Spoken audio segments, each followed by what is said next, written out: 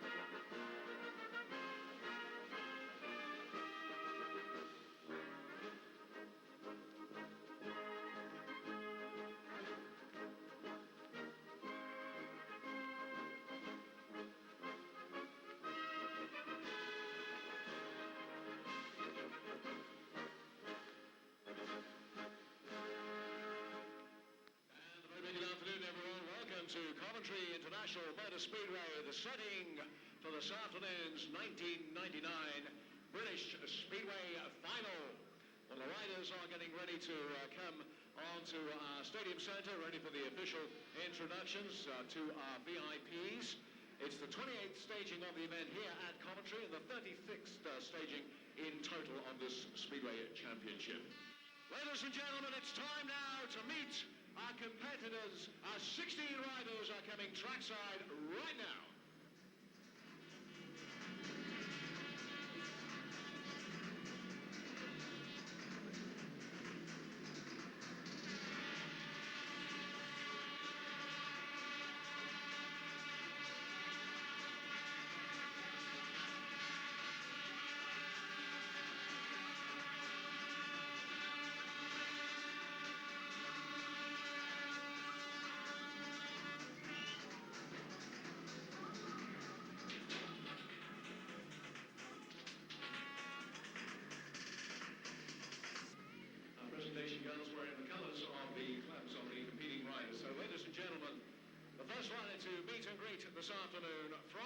Ipswich, the current British champion, a former world under-21 champ, 29-year-old Chris Louis. So the real cheers going up for Chris then as he gets his celebration tankard for competing in this British final this afternoon.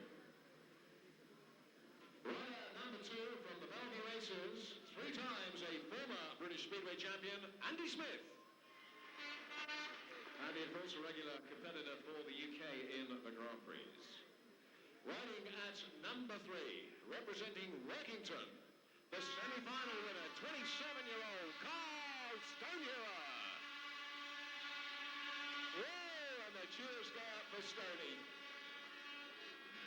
So a word of encouragement there from Trevor Hedge as we turn our attentions now to the first of the competitors from Hull Vikings. Former world under-21 champ, British champ 96, been on the roster more times than he's had hot dinners. As I say, from Hull, ladies and gentlemen, 26-year-old Joe Stream.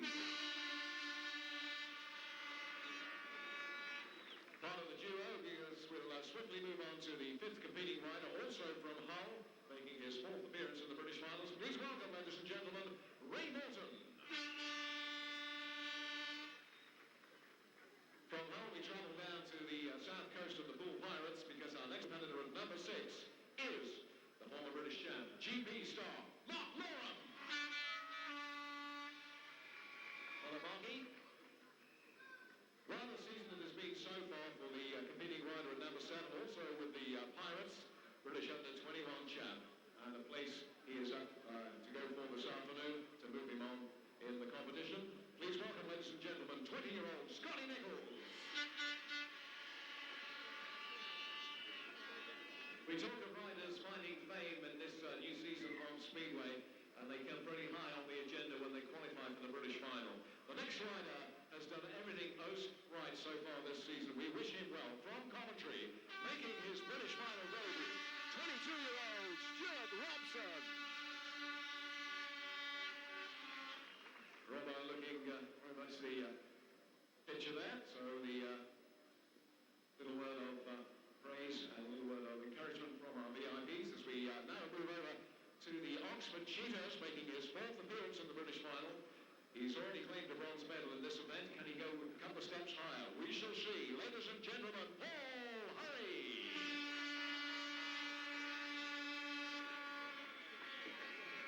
Competing at number 10 from the Eastbourne Eagles. Very serious looking at the moment.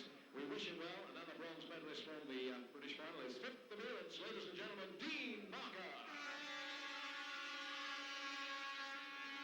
Dino then getting the presentation award, as all the competing riders get.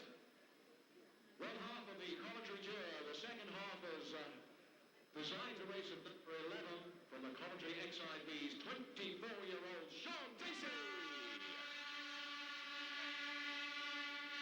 A debut final for Sean this afternoon. Well, one person who needs very little introduction to major events. He is a former World Speedway champion, 2 times holder of the British Championship from the Bull Pirates, Gary Hadlock. And he is there then. Another guy who knows his way around the Coventry track extremely well, competing at number 13 from Eastbourne, his 8th appearance. Former silver medalist from the event. Please welcome Martin Dugard.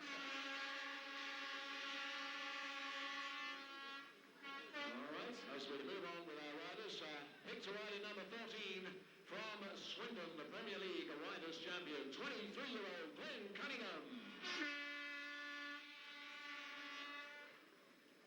At number 15, representing Sheffield. Oh, he's gone quiet. Representing Sheffield. Oh, both of you are awake now, are you? Okay. 6th appearance in the British final, former 3rd place, is his highest record, Sean Wilson. And last, but by no means least, at number 16 from Eastbourne, his 6th appearance in the British Speedway Championship, a regular England international, David Norris. There you go then. 16 riders up for the British Championship award for this afternoon's set of 20 races before your very eyes. Just as important is a place to move the top 7 forward through to the next stage in their quest to be in the GPs. So we'll tell you more about that, who's qualified, who hasn't, after the meeting on of awards. A brand new GM engine from Trevor and Pam Hedge will go to the winner.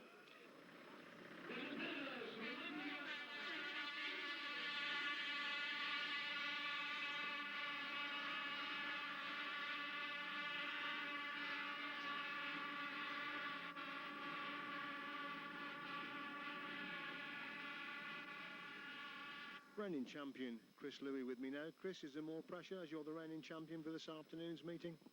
No, I mean, last year I felt a lot of pressure. I was sort of billed as favourite, and I was desperate to win it. I hadn't won it in the 7 or 8 previous attempts, so no, I don't feel any more pressure. I'm just looking forward to it. Track looks good, and the field is very good today. Does the fact that you're a Grand Prix rider, and irrespective of what you score, you still go through, you're already in the Grand Prix, make the situation any easier for you this afternoon? Probably, yeah. I mean, obviously it's one less thing you've got on your mind and one less thing to worry about, so I'm glad that that is the situation, yeah, for sure. And obviously delighted the weather conditions are better today than what they were for that first Grand Prix back in Czechoslovakia. Yeah, it wasn't ideal conditions, but it's the same for everybody, and it was really a case of competing against the track, and Thomas obviously done that very well in the end. So but it's an unfortunate start, but we're looking forward to a better one in Sweden. Mark Lauren back in the British final this year after missing last year, but of course you may or may not know this, he doesn't usually go particularly well on this new shape Coventry track, so we mightn't see that epic one up again like we had 2 years ago. Well, you may or may not know it, but I haven't gone particularly well on it myself. I am joint track record holder, so I know I can go around here quick, so I just got to get it together today. I wasn't really going to bring up the Ipswich match because you really did have a disappointing meeting that night, didn't you? Yeah, I've had a lot of disappointing meetings, but I feel confident today. I feel that I know I can go out there and do it, and that's what we're going to be doing.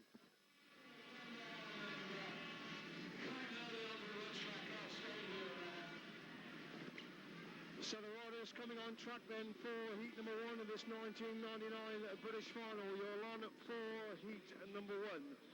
Riding in red from the Ipswich Witches, the reigning British champion. He succeeded last year after many, many times of trying. Grand Prix rider, England International, it is Chris Louis. At number 2, looking to go into record books by winning a 4th British crown here this afternoon. No rider has ever done that. 3 times British champion, recently signed for the Bellevue Aces, former Coventry favourite Andy Smith. In white from the new team in the Premier League, they brought a whole host of fans here this afternoon from the Workington Comets, third in 1996 when he rode, of course, for the Long Eaton Invaders in his England International Carl Stonier, and in yellow and black from the Hull Vikings, a 1996 British champion.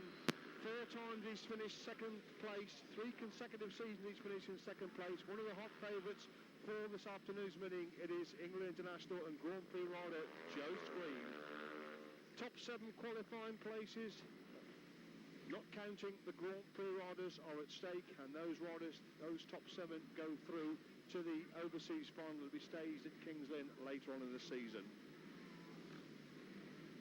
Mike Postlethwaite in charge of the meeting this afternoon, so it's Louis on 1, Smith on 2, Stonier 3, Joe Screen, gate number 4. The track liberally watered, but a chilling wind blowing across is quickly going to dry out the shale for this afternoon's meeting. We're looking for a good British final. So Louis on 1, Smith on 2, Stonier 3, Screen, gate number 4. It is a very hard first race. 3 former champions, and Smith and Louis rubbing shoulder to shoulder in the 1 and 2 gates. Green lights on, a clean break. Louis makes a good start. Screen hasn't made the best of starts, and as Carl Stonier goes diving through on the inside, Louis cuts back on the inside. Screen gets back round Stonier and makes a move around the edge of Louis going into that Coventry corner, and Joe Screen has come from absolutely nowhere, and Lee's now can put in that 1. The Screen is shows for Louis. Stonier for Andy Smith has got 5 problems at the back. What a scintillating first lap that is by Joe Screen. He didn't make the best of starts. It was Stonier made the start, but Screen went round the outside everybody, and Lee's now can put in lap 2. It's Screen then for Louis. These 2 pulling away from Stonier. Andy Smith on that sick bike, coaching round the back, so it doesn't look like being 4th champions. It's for Andy Smith. A Screen 10-15 yards clear now as they start lap 4. Screen then for Louis. Sonia quarter back in third. Louis closing up on Screen, going into that pit corner again. Screen pulls away, going down the back straight. Looks as if Joe Screen is going to start off with a winning heat number 1 from that difficult number 4 gate. Louis completely messes up the Coventry bend. Joe Screen gets the win.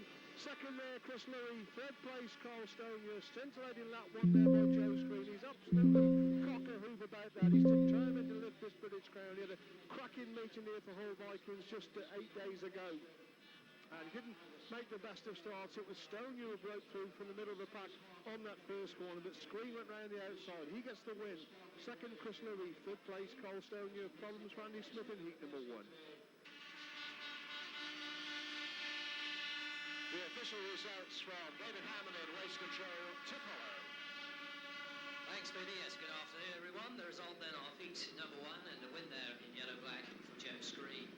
His running time was 62.5 seconds. Second in red was Chris Louis, and third in white, Carl Stonia. The time once again, 62.5 seconds. 1997 British champion Mark Lauren with me now. Mark, the new Coventry track, you don't like it. How are you going to go on it this afternoon? Yeah, I'll be alright, you know, don't sort of like dislike it. You know, just a sort of few not so good meetings here, but today's a different day, so I'll be giving it a go. I think it's fair to say that the change of track going to the pool has done you the world of good. We're seeing more of the old Mark Lorham again. Yeah, it's definitely a good move for me this year. So far I've had some really good results, so and things have been going good everywhere, so there's no reason why I can't come back here and do well. Obviously important meeting because you'll be looking to get back in the Grand Prix again. Yeah, that's it. Yeah, I mean, looking to qualify the bare minimum, really, you know, and obviously I'll be out there to give it my best crack at winning it as well. With 7 going through, irrespective of the Grand Prix lads here, you must surely be good enough for one of those 7 places. Right, certainly I think so. And then, of course, King's in the next round, which would suit a rider like yourself. Yeah, Lynn's a good track, and, you know, like I say, this is my first hurdle. I just want to get over this one first. Obviously, going out the Grand Prix was a bit of disappointment for you. Yeah, it was very disappointing, but at the end of the day, you know, there's nothing you can do about it. I've had my fair innings in it. I had my chance to qualify, so, you know, I messed it up, so it's up to me to get back in it. You're still as eager to get back into it? Yeah, I'm still as eager. I mean, like, things are going good for me this year, so it's just a shame I'm not in it this year, because I feel I could have done a lot more. And, of course, riding here today, back here on Saturday with Paul in a league match. Yeah, that's it, yeah. I'm sort of like taking each day as it comes at the moment, so I sort of look that far ahead. We move on then to heat number 2, riding in red from the Hull Vikings, England International, and this is 4th British final. It is Ray Morton.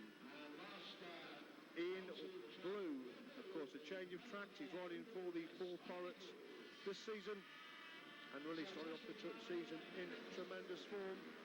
Reigning under-21 champion, of course, he won that title at Peterborough just a couple of weeks ago. It's Scott Nichols.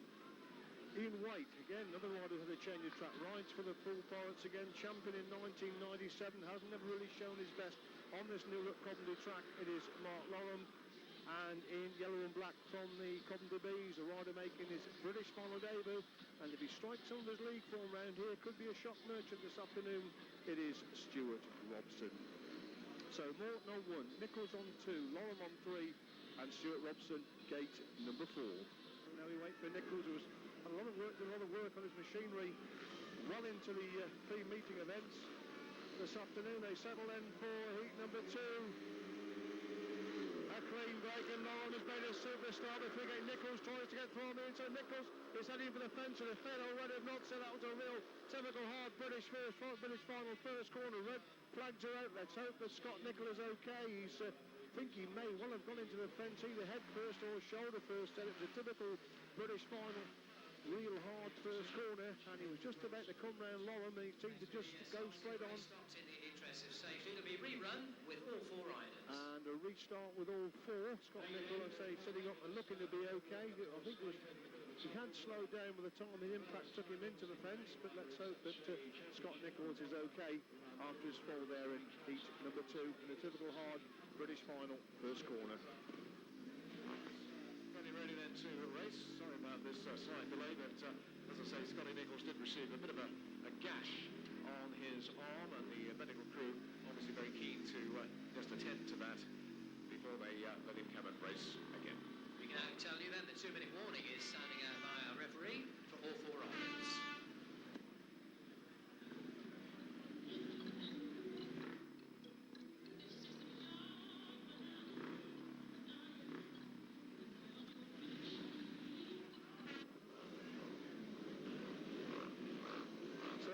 for the restart of heat number 2.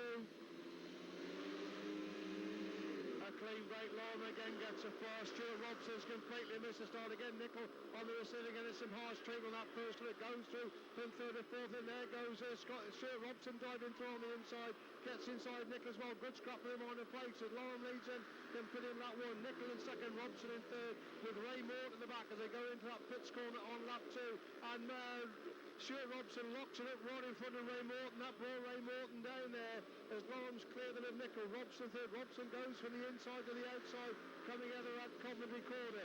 Ray Morton pulls onto the centre green as Mark Lauren was never shown up too much on this new look Coventry track. Well away at the front. Nickel now coming under pressure from Robson, who's having a very eventful ride there back in 3rd place as Lauren leads on to 4. It's Nichols in 2nd and Stuart Robson definitely pegging back the ground on Scott Nichols as they go into that pit. Robson goes to speed round the outside, but Nickel takes it on, and Robson looking for an anxious look over his shoulder by Nickel as Robson comes right round the outside. Mark Lauren comes to get there in the race to the line, and Stuart Robson has got it. I think there may well have been a few bike problems there for Scott Nickel, who clearly was nowhere near quick enough on the straight against Stuart Robson. It's a win for Mark Lauren, and I think Stuart Robson snaps that 2nd place on the line from Scott Nickel in 3rd place. We've got a great speedway this afternoon for you.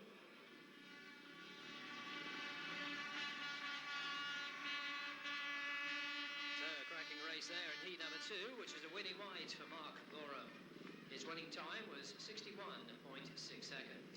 2nd in yellow-black was Stuart Robson. And 3rd in blue, Scott Nichols. Time once again, 61.6 seconds. 3rd place man in last year's British final, Paul Hurry, with me now. Paul looking to go 2 places better today? It would be nice. I think you've got to come to me like this, wanting to try and win it, and then if you do have a couple of good rides, you're going to get your hopes up and maybe get there. And if you're in them sort of situations, you're going to qualify anyway, which is the main point of this meeting. So I'm looking to if not equal that, then go 2 places better, yeah. Obviously your form's pretty good at the moment. You must be delighted the way things are going at Oxford. Yeah, they've been improving a little bit. I had a bit of a crash on Friday night and damaged my best bike, but then I had another one that I built up yesterday for last night at Eastbourne and used it, and it went quite well. So I should be starting on that bike, and hopefully I'll be able to keep things going. Have you got the bike repaired that you crashed on Friday, or just got the one bike? No, I've got it. I haven't really repaired it. I've just put it together best I could, and it's still a little bit bent, but I think if I need to jump on it, it should be okay to do the job that I want it to do. But the number 1 bike is hopefully going to be okay for the whole day. Is the Grand Prix very much within your sights, or are you one of these riders that's not really interested because of the tremendous outlay of riding in the Grand Prix? No, that is my option, or that is my main aim. I don't think I would carry on if I didn't want to be world champion. I do enjoy riding my speedway this year more than what I've done any other year. But then I do ride grass track and long track, and I'm looking forward to getting into the Grand Prix of that as well. So it would be nice to try and get into the Speedway Grand Prix and the long track and grass track Grand Prix if it's possible. Do you think the fact you've settled in Oxford, because over the last few years you've moved from track to track each year, you now seem settled at Oxford, obviously it's good for your career as well?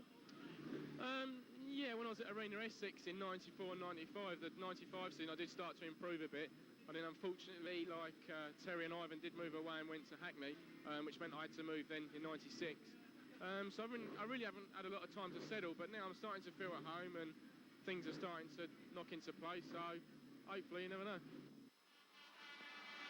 And Mark Lauren was winning time there almost a second quicker than Joe Screens in the opening heat. 61.6 is winning time there in heat number 2. Let's have a look at heat 3 then. Riding in red from the Eastbourne Eagles on the comeback trail after some really horrendous injuries over the last 2 years. Third way back in 1995, England international Dean Barker.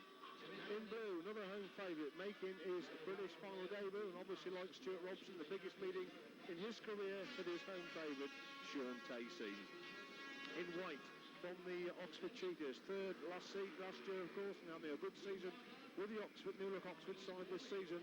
It is Paul Hurry, and in yellow and black, twice a British champion in 91 and 92. Another rider plying his trade with a new track this season, the third member of the Paul Pirates to be on show here this afternoon. 1992 world champion Gary Havelock is in yellow and black.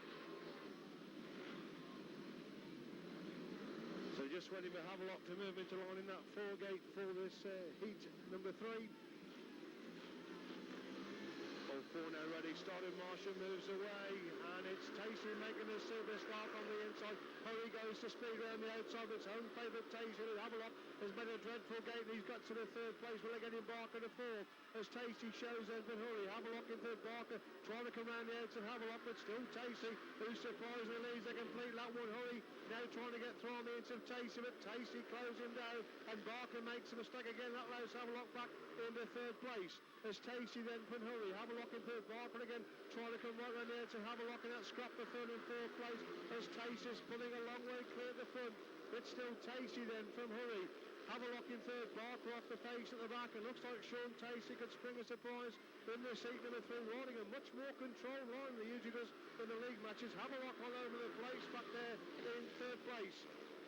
As it's Tacey still then from Hurry in 2nd place. Havelock in 3rd, Dean Barker tailed off the back, so a shock coming up in heat number 3. Home favourite, Sean Tacey's going to pick up 3 points here. Sean Tacey gets the win. 2nd, Paul Hurry. 3rd place, Gary Havelock. The shock comes up in heat number 3. The start right through to the checkered flag.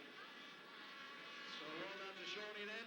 His debut British final here this afternoon, and really has got to grips already with the big race meeting tension. So well done.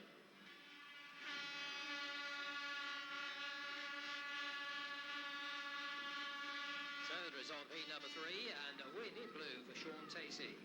His winning time was 62.7 seconds. 2nd in white was Paul Hurry, and 3rd in yellow-black, Gary Havelock. That time once again, 62.7 seconds.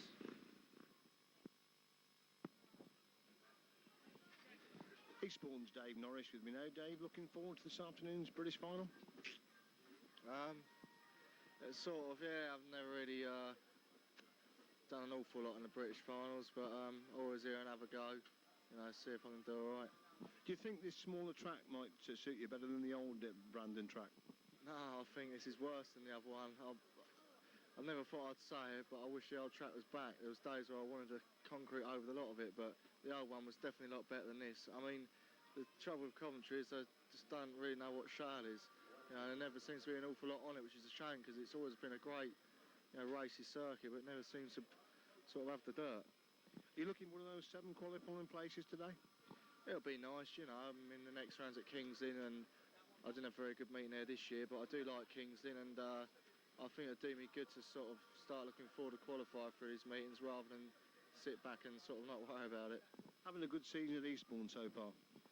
It's not too bad. I think the league's not too bad this year, apart from the fact that there's just not the amount of meetings that we need. We've hardly had any away matches so far, so I mean, it's not too good. My performances at Eastbourne are all right, but I've always done all right around them. Away performances have slipped since I broke my leg in '95 at yours truly here. But I was going to say, do you think that's partly one of the reasons you don't go? Is it still in your mind the fact you crash rather heavily here at Coventry?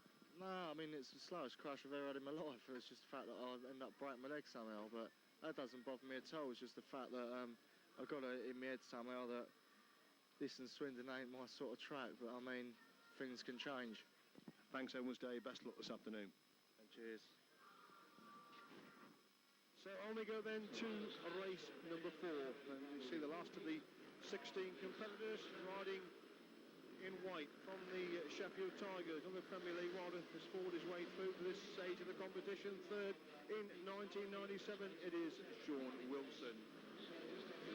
In blue from the Swindon Robins, his 2nd British final, it's Glenn Cunningham.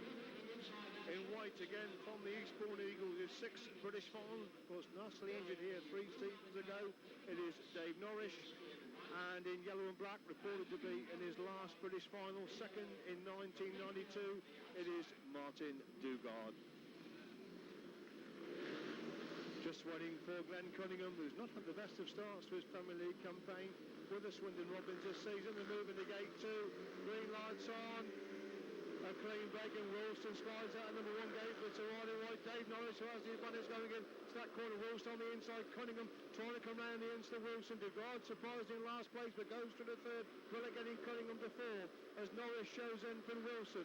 It's the Cunningham and Dugard battling it out that 3rd and 4th, and Cunningham gets round the third to guard to move through into third place, and Wilson starting to peg back the ground on Norris as Norris leads into that Coventry corner lap 2. Wilson second, Cunningham in third. De Guard surprisingly at the back, but he's got 2 Premier League riders in this one with Norwich. He doesn't usually show his best form on this Coventry track, building himself a good lead over Wilson second. These two pulling away from Cunningham. De Guard in trouble in fourth place. They go into that Coventry corner once again. Then Norris goes wide. Wilson looking to speed up the inside as they start lap 4 then. Norris just ahead of Wilson.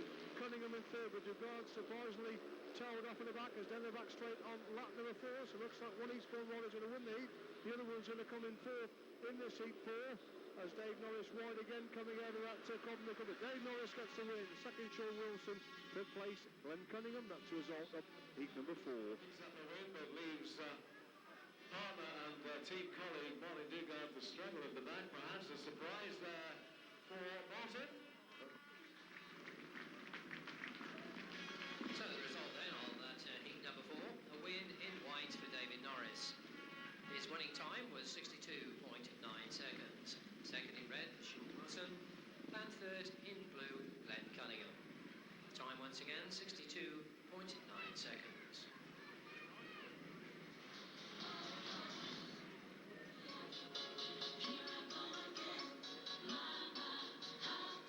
Oh, the familiar strains of ABBA again. Good heavens.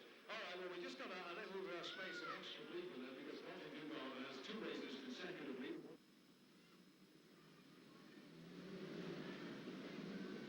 So at the gate then for heat number 5, Dugard on 1, needs the pointer of this one. Louis 2, Morton 3, Hurry, gate number 4. Chris Louis for 2, Raymond for 3, and Paul Hurry on the outside. Ronnie Marshall walks away, Dugard makes the good on the inside, Louis gets the corner push, Ray Morton going and Paul Hurry going to speed round the outside. Paul Hurry comes right alongside Chris Louis and gets round the edge of the rider in red, of course, is Martin Dugard. As Chris Louis leads a complete lap 1. Hurry has come through from fourth to second as they race into that pits corner once again then. Louis from Hurry, Dugard in third with Ray Moore at the back as they make their way to the back straight on lap number 2. Good effort on that first lap and a quarter by Paul Hurry. Can he get in a challenging blow on Louis as Louis leads from put in 2. Hurry still in second, Dugard in third. These 3 pulling away from Morton. And Hurry a bit slow on the apex of that pitch. That's allowed Martin Dugard to close right up within the 2 elite leagues. A long way clear of Hills Ray Morton as they make their way on to complete lap 3 then. Louis clear of Hurry. Dugard in third. Morton at the back in this heat number 5. So it looks like Chris Lewis will end up with 5 points on his opening 2 outings. Takes a wide line coming out of that Coventry bend. Chris Louis gets the win. Second for Hurry. Third place, Martin Dugard. That's the result of heat number 5. Picking up a win, the first one for himself this afternoon in heat 5 there. So well done to Chris. So Chris Louis, your race winner.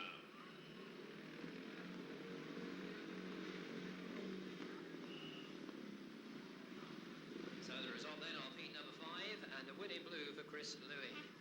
His winning time was 61.7 seconds. Second in yellow-black was Paul Hurry, and third in red, Martin Dugard. Time once again, 61.7 seconds.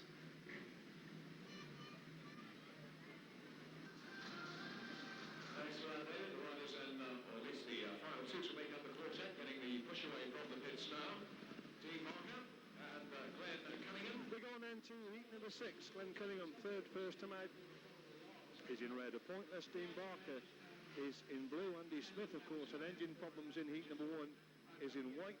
And Mark Loram, the impressive winner of heat number 2, is in yellow and black. So again, nobody wants to come into line first for this heat number 6.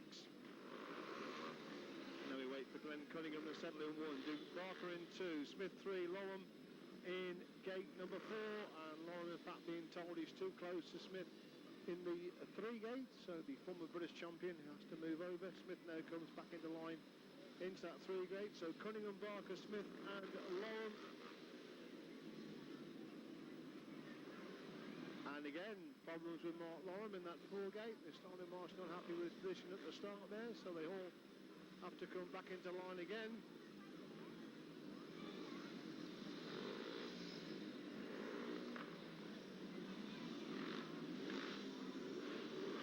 All forward and finally for heat 6. A clean break like Smith makes a good start. Long gets it. Barker dives for the inside, and Barker leads into that pit stop. But Long's got a super line round the outside, and Long gets round Barker and leads the backstraight lap to one. Smith now gets ahead of Cunningham to move through in the third place. There's Long looking much more apart here this afternoon. Leads from and Andy Smith almost down there going into that pit. I don't quite know what Andy Smith hit there, but he's looking back to last place. There's Long's well cleared the front. Barker in second, Cunningham in third. Smith all over the place in fourth place there, but he's trying to come back, and Cunningham as they start lap two. Long has got it sewn up by the proverbial mob there, scrapping it out for the minor places. There's Long clear then of Barker.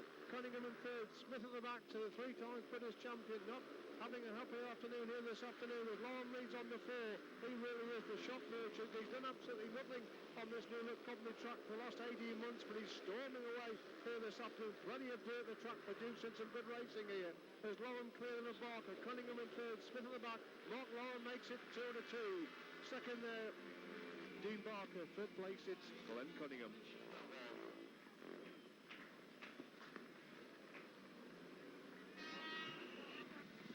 So the result of heat number 6, and a scorching win for the winner in yellow-black. That's Mark Lorrow.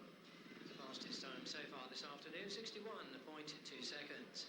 Second in blue was Dean Barker, and third in red, Glenn Cunningham. That time once again, 61.2 seconds.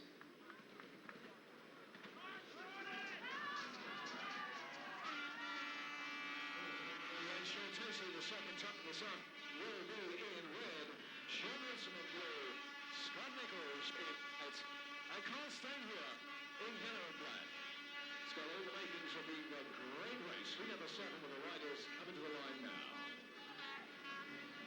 Tremendous contingent of working fans have come down to support Carl Stone here this afternoon. Of course, the new track in Speedway in 1999, currently bottom of the Premier League, which many through major injury problems, but still getting in tremendous support. So then we've got Stone here on 4, Nichols on 3, Wilson on 2, Tacey, gate number 1.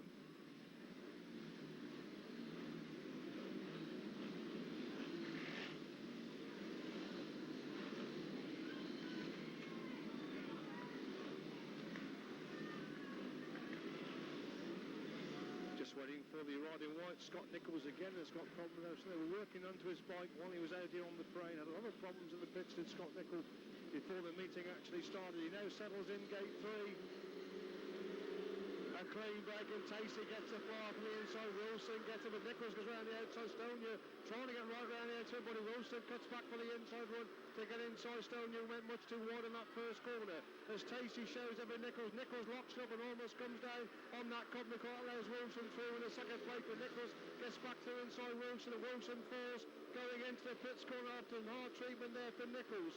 As Tacey shows up, and Nichols is really having a go at Tacey now, going into that Coventry, because Nichols can, in fact the red flags are out as Wilson and his machine trapped on the pits corner there, the bike on top of Sean Wilson. That was some hectic action. Scott Nichols almost down in the second lap, then drove underneath Sean Wilson pretty hard going into that top corner. And I would imagine Sean Wilson in blue will be excluded as the primary cause of the stoppage from race number 7.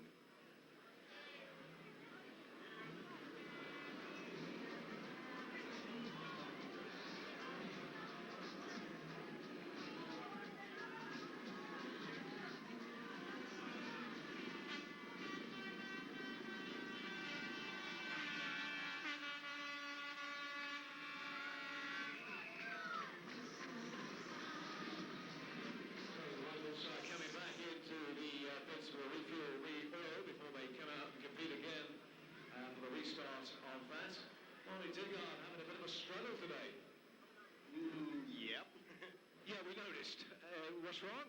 Nothing really. I don't know. I'm just not getting into it. It doesn't seem. It sounds a bit unfair, really. Speedway doesn't seem to me as interesting as it used to a few years ago. And I've come along here. I've come to do a job, and things aren't happening. But you get that. You go to some meetings, you can't do nothing wrong. You go to another one, and everything you try goes wrong. And today I'm trying, but nothing goes right. But I can't complain. Everybody else. If I don't do well, someone else will, and that's what it's all about. Well, that's one way of looking at it. Can you pick it up? I'm going to try. I haven't come along just to sort of make the numbers up. I think it's unfair if I was here, knowing that somebody else who could have qualified could have taken my place. I'm not that selfish to sort of sit around and say, well, I made it, but let's stop someone else doing it. If I really thought that I wasn't good enough to do it, I wouldn't be here today. And I've come along. This is probably my last British final anyway. I have got other things in the pipeline now. I've got a full-time job, and as I said, Speedway's sort of taken a bit of a back seat, so I've come along to... 2-minute warning sounding out then for the remaining 3 riders.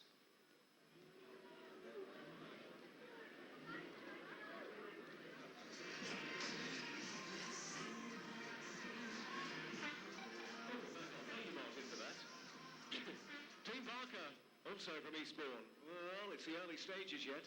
That's right, you know, most of us only had 2 rides, so, you know, track conditions are changing, so we just got to work out what to do. Can you do it? I hope so. You've been on the rostrum before. That's right, but, you know, it's a good field out there, no excuses, but, you know, I'll give it my best. We know that. Good to see you back in Speedway, Dina. Thanks very much. All right, Dean Barker talking to you there. We made mention just while the boys are getting themselves ready to come and race again that we have a special award for Peter Craven. John Chaplin is here from the Vintage Speedway magazine. Why has it taken so long to get Peter Craven's name in the record books? I honestly don't know, Peter. I mean, you tell me. I think there's a lot of opposition originally, many years ago, when an attempt was made to try and get him to do it. And in fact, the only voice that spoke up for Peter in those days was Charlie Ochiltree of Coventry. But even with the CO on the job, it still didn't work. It's taken us a solid year to get this through, and we're very, very pleased, as you can imagine, that we've done it. Well, we're looking forward to that presentation at our interval this afternoon, John, and we're really talking of the 60s here, those 2 awards. Oh, yeah, well, even, yes, we are talking about the 60s, but of course, Peter's achievements go back a bit further than that. I mean, That's the moment. Peter Craven is one of the all-time greats. He's the only English rider to win the World Championship twice. He's the best, isn't he? I mean, and you've got to do it for him. The great pity is that Peter's not here to receive this award himself, and it's a reminder of the risk these guys take for us that he isn't here. So the remaining 3 riders in the line for the restart of heat number 7 without the exclusion of Sean Wilson. Now really got to get his act together in his closing through to get enough points to get into those 7 qualification places. And so Sean Tacey in red gate 1, no rider gate 2, Scott Nicol in white gate 3, Carl Stone in yellow and black gate number 4.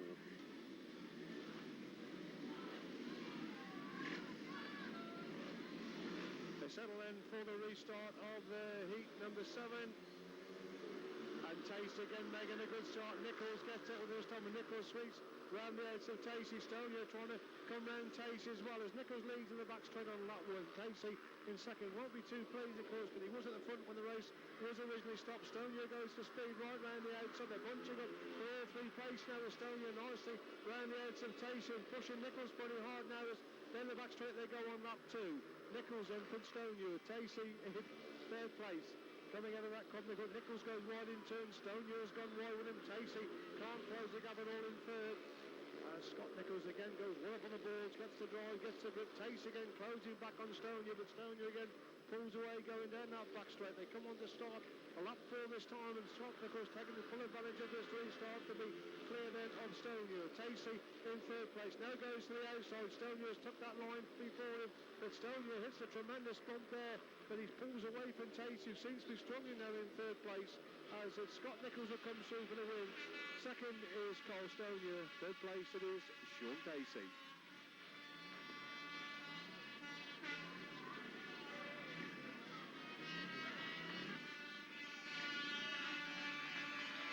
So the result then of heat number 7, and a winning white for Scott Nichols. His winning time 62.1 seconds. Second in yellow-black was Carl Stone here. And 3rd in red, Sean Tacey. Time once again, 62.1 seconds.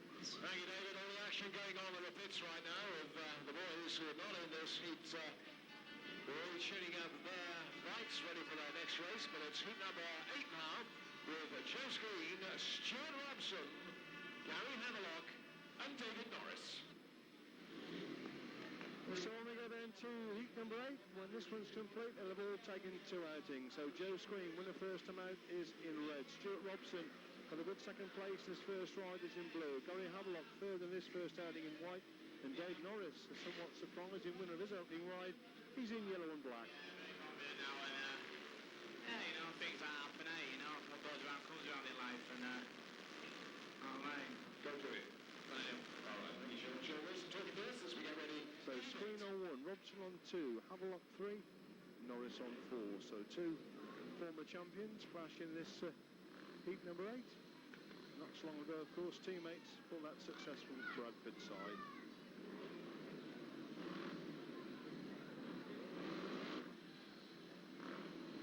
So they come in together for heat 8 then. Screen, Robson, Havelock and Norris. Green lights on. And Screen makes a good start from the inside, the wide and right. Gary Havelock gets into the Screen, gets through on the inside. Norris hasn't made the best of starts. Havelock trying to get through on the edge of Screen, but Screen's rights Havelock out of it, and outlows Robson to drive through into second place. And Havelock's gone wide again. Norris has gone to third, so Havelock has dropped from second to fourth. The Screen shows in for Robson. It's Norris in third with Havelock in the back, and they make their way now back straight on lap number 2, and Screen looking pretty good, and his opening 2 rides for this 1999 British final. It takes a long look over his shoulder. He's got 10 yards on Robson. Havelock now pressurising Norris for that third place position. Norris on the inside. Havelock goes for speed round the outside, but Norris hangs on there in that third place position. Robson definitely pegging back the ground on Screen. He's trying for the inside. I think Screen knows exactly where he is. They move on to 4 then. It's Screen cleared of Robson. Norris in third, Havelock in the back, equally spread these 4 riders in heat number 8. Looks like Joe Screen is going to be the meeting leader after 2 rides. He's clear coming out of that Coventry bend. Joe Screen gets the win. Second, Stuart Robson. Third place, Dave Norris. So Joe Screen, your leader after 2 hits. They've all taken 2 rides. And Joe's comments pre-meeting were that he intends to be British champion again. He's underlining it.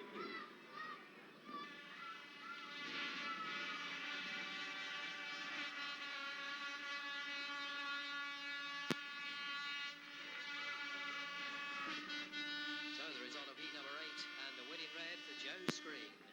His winning time was 62.6 seconds. Second in blue was Stuart Robson, and third in yellow-black, David Norris. Time once again, 62.6 seconds. Let's drop in on Sean Tacey just for a moment. They've got it all sewn up until the red stoplights came on, and I bet your heart sank a mile on that rerun, Sean Tacey. Yeah, that's just typical Lugham, but, you know, and then come third from having a win in that second one, and then, you know, ended up getting third. It's a bit of a bugger that, but when the guy off gate 2 was excluded, and then I think we can hear you. that's very hard off one to move anybody out because there's nobody there. So, you know, the boys had enough on the outside by themselves, you know, and on the inside by myself. But, you know, hopefully I've got gate 4 in this one. Hopefully I'll have the good run around the outside, but we'll see. Stuart Robson with me now. Stuart, good start, 2 good second places. Yeah, it could have been better, but I'm not complaining at the moment. It's hard work out there at the moment, obviously, for the lineup. It's such a strong lineup out there. But if we can keep on plugging away, and we'll get through. Totally different track this afternoon. There seems to be tons of shell out there this afternoon. Yeah, the track is really good at the moment. There's a good bit of grip. You've got to move real wide out to get that though. And it's starting to disappear now because it's getting too wide out. So the inside line's starting to come into action a bit more now. But yeah, the track is perfect really. They're busy working on your bikes. What exactly are they doing at the moment? We're just turning the tyre again. We just keep turning the tyre all the time. Try and get the better edge for every race. Basically that's it. Overall, you must be delighted with your opening 2. Yeah, I mean, as I said, I can't complain at the moment. It could have been a better start, but as I said, for the lineup, I'm not complaining at all. It's not bad for a debut. Well done, Stuart. Keep it up in those last 3 rides. Cheers. Thank you. Little out of luck is the Ripper at the moment. So away it goes, Ray Morton. You've got it all to do now. Yeah, I think I've got a bit too much to do. Having a bit of bad luck, got a puncher in the last one and crashed in the first one. It's all gone wrong for me a bit at the moment. But I'm just going to carry on and enjoy the day, and hopefully something might come out good in the last 3. We love it when you talk to us, Ripper, because whatever happens to you, you've still got a smile, and that's what it's all about. We've got to keep smiling, haven't we? So we have. All right, thank you, Ray Morton, talking to us there. A smile a mile from the Ripper. All right. So the boys now sitting aside their machines, waiting then to get the official push-off to race in heat number 9. So the riders then, this next heat, heat number 9, now on the 2-minute time allowance. So move then to heat number 9. This should be very interesting indeed. Mark Loram unbeaten, of course. He is joint meeting leader, of course. Joe Screen isn't the leader. Mark Loram's also unbeaten. He is in red. Dave Norris, 4 points is opening, 2 is in blue. Chris Louis, 5 out of his opening 2 is in white. And Sean Tacey with 4 out of his opening 2 is in yellow and black. What should be a pretty competitive heat number 9. Of course, Louis and Loram, who'll ever forget that epic one-off in 1997 when Mark Loram lifted the crown and Chris Louis was busy showing everybody Mark Loram's tyre marks that were all over his body after an absolutely epic run-off, probably one of the best run-offs ever seen in the speedway track anywhere. But let's hope it's as good in this heat number 9. Tace, if he makes a start, could be the spoiler. He's got the outside gate this time. He's on gate 4. It's Chris Louis on gate 3. Dave Norris having a much better afternoon so far this afternoon than he usually does on this Coventry track. He's on gate 2 and Mark Loram unbeaten, gate number 1. So just waiting for Dave Norris to move into that number 2 gate for this heat 9 and Chris Louis in the 1 and the 3 gate. 04 settle in for 9, green lights on. A clean break and Loram makes a super start. Louis gets it, Loram gets a corner first, but Louis got round the edge of Loram and Louis leaves in the backstraight on that one. Loram cuts back for the inside, nip and tuck between these two, going into that Coventry bend. Norris in third with Sean Tace in the back as Louis has got the speed round the outside line. Louis then to Loram, it's Norris in third with Tace at the back as they make their way in their back straight, and now Loram's got a line, he's pegged back the ground. Louis going down their back straight, these two pulling away then for Norris. Loram goes wide, Louis goes wide, now Loram cuts back for the inside, could get back inside Louis this time, as Louis and Loram absolutely shoulder to shoulder coming out of that pits corner. Norris in third with Tace the back, and now Loram comes alongside Louis, but Louis has just got the speed on the outside. Louis gone wide again, Loram might get through this time. Now Louis gets tremendous drive coming out of that Coventry bend, and now Loram goes right round the outside of the pits corner. Nip and tuck between these two as Louis and Loram are right between them going into the last corner. Louis has got to ride the inside, Loram might come right round the outside. Louis has took Loram right, and Loram I think it is just Loram. I'm sure that is just Mark Loram. Louis came late, but Loram had got tremendous drive round the outside. It wasn't quite so good as that run-up, but my word, it was a cracking race between those two. Absolutely scintillating stuff. They chatted about it going down the back straight. That is speedway of the highest order, and I think Mark Loram has just snatched out of the line. We'll leave it for Mike Postlewaite, but I think Loram could well be unbeaten.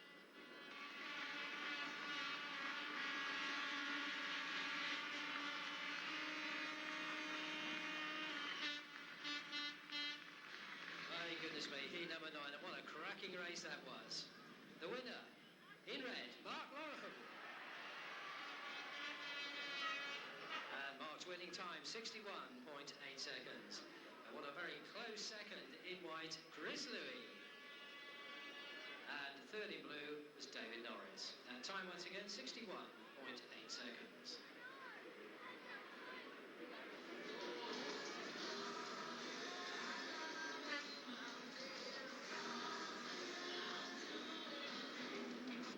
Absolutely superb action there in heat number 9. It was just Mark Loram on the line there, and a cracking race with Chris Louis, who was second, Dave Norris in third place. That puts the pressure back to Joe Screen, who's got to maintain his unbeaten ways, and that will be in heat number 12. Quick time as well, 61.8 for such a good race. Let's have a look at heat 10, the halfway stage. Gary Havelock in red, a pointless Ray Morton in blue. Sean Wilson leads the points in white, a pointless Andy Smith in yellow and black. Was that a close finish, Mark, or was it close? Yeah, it was something. Me and Chris had a good ride 2 years ago. You know, we both failed each other a bit hard, and it was very enjoyable. Enjoyable? I'm glad you enjoyed it. It's a lot of pressure on that one, Mark. Yeah, there's pressure on all of them, you know. We've got a long way to go yet, so I ain't going to comment anymore. Fair enough. All right, Mark Loram talking to us.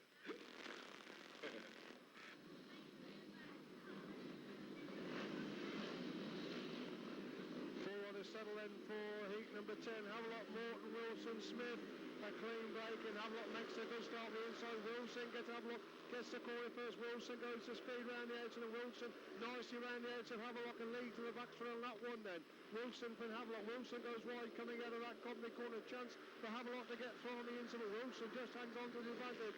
Havelock in second. Smith dives through on the inside. Ray Morton to get that third place at Wilson. Havelock really having a ding-dong scrap at the front, but it's a Premier League rider who has the advantage at the moment. There's Wilson then from Havelock. Smith in third. Morton again at the back, and Wilson slowly but surely is pulling away from Havelock as they go into this pits corner once again. And Wilson with 5-6 yard advantage over Havelock. Smith in third. Ray Morton almost down on that pits corner, and Wilson's pulling away from Havelock now as they come on to start lap number 4. 3 crucial points look to be coming Sean Wilson's way as he leads into that pits corner for the final time.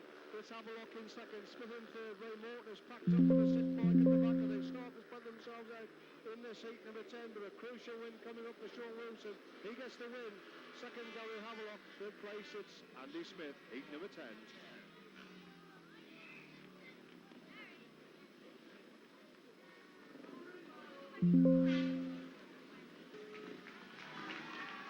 So the result of heat number 10, and a win in white for Sean Wilson. His winning time 62.2 seconds. Second in red was Gary Havelock, and third in yellow-black Andy Smith. Time once again 62.2 seconds.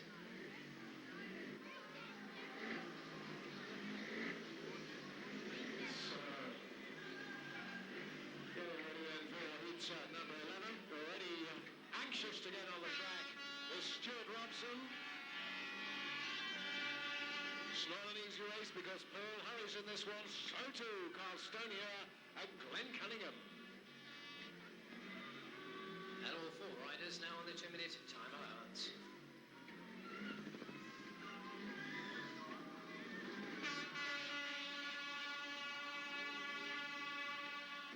Let's have a look at heat 11 then. Stuart Robson, 2 second places, very much in the thick of the action at the moment. He is in red.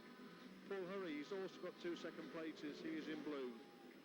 Carl Stoney on the 3-point mark in white. Glenn Cunningham with a couple of points to his name. He's in yellow and black.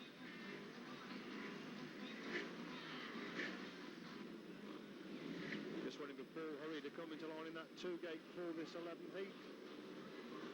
Starting Marshall moves away. Estonia making a good figure. Hurry gets him. Stuart Robson dives on the inside. Hectic first corner, and could be problems there because Paul Hurry has gone down and Glenn Cunningham collected him on the way down. Glenn Cunningham had completely missed the start there. Stuart Robson diving for the inside. Another typical hard British final first corner. Paul Hurry just had nowhere to go. He went down and he was gliding across the track. I don't know whether Glenn Cunningham collected him or whether he collected his machine. All 4 riders. And referee again rules unsatisfactory start and a restart with all 4 riders, but not looking good for either ride at the moment. Paul Hurry down and Glenn Cunningham down. One up on the boards. The doctor goes on to the track, and let's hope that both riders are okay, because that was a nasty spill there in heat number 11. Let's hope that everything's going to be all right.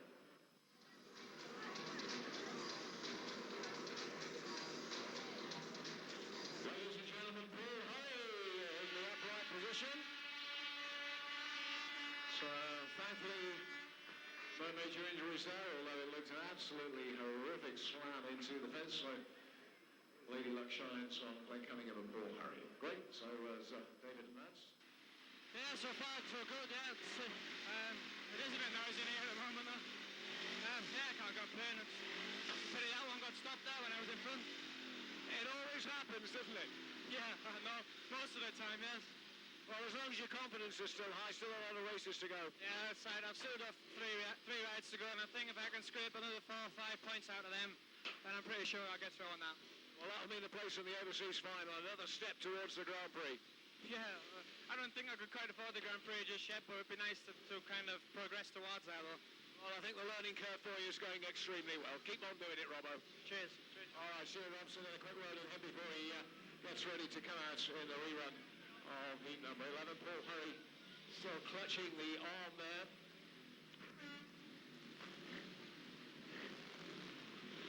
All right. Yes, you know, a bit beyond repair, I think, but that's Speedway. Well, it's just describing it for everybody who can't see. The front forks are twisted in, the front wheel, mudguard's gone.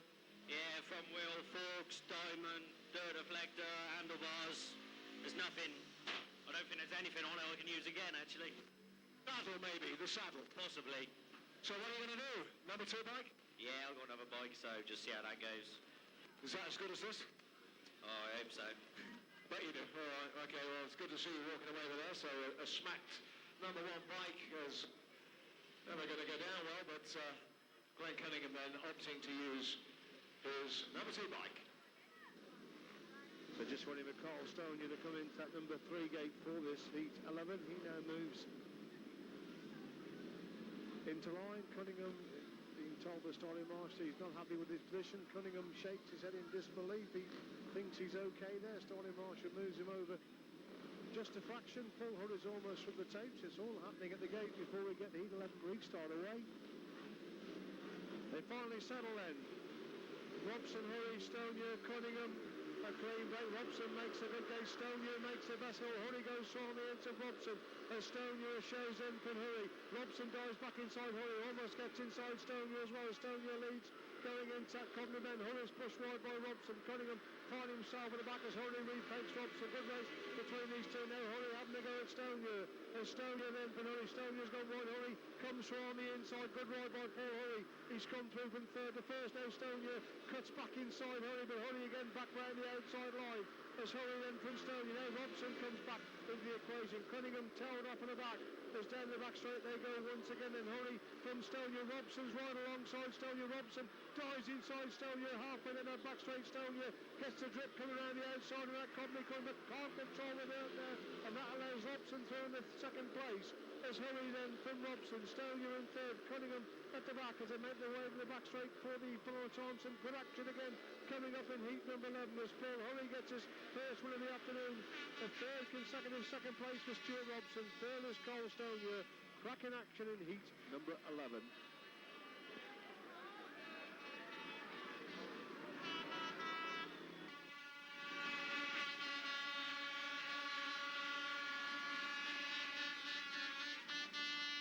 So the result of heat number 11, and a win in blue for Paul Hurry. His winning time was 63.1 seconds. Second in red was Stuart Robson.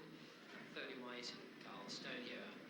Time once again 63.1 seconds.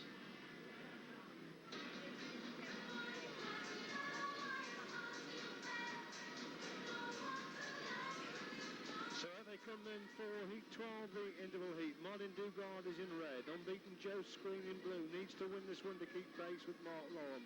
Dean Barker in white and Scott Nichols in the thick of the action all the afternoon. He is in yellow and black, and he's already picked up fourth in his opening 2 outings. So he should be in for a good heat number 12. The pressure very much on Joe Screen, who saying needs to win to keep pace with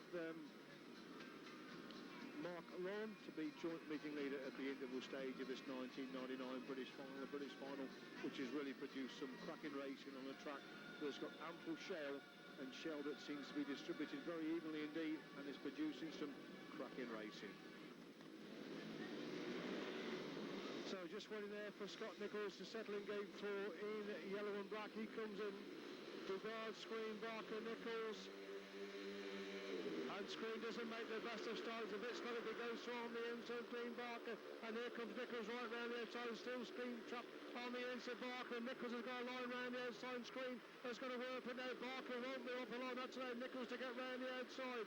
As Nichols shows up in Barker. Screen in third with Martin Dugard surprised to back now. Screen changes his line to the outside. He's stuck in too long behind Barker, and Screen can't find a way past Barker at the moment. As Nichols shows up in Barker. Screen in third. He can't afford a third place here. He's almost round the outside of Barker. He's alongside Barker, but Barker right in mid-track, making life very difficult indeed for Screen. The Screen gets round the edge of Nichols. He's got a lot to get around Barker. He's got a lot to get to Nichols from that position.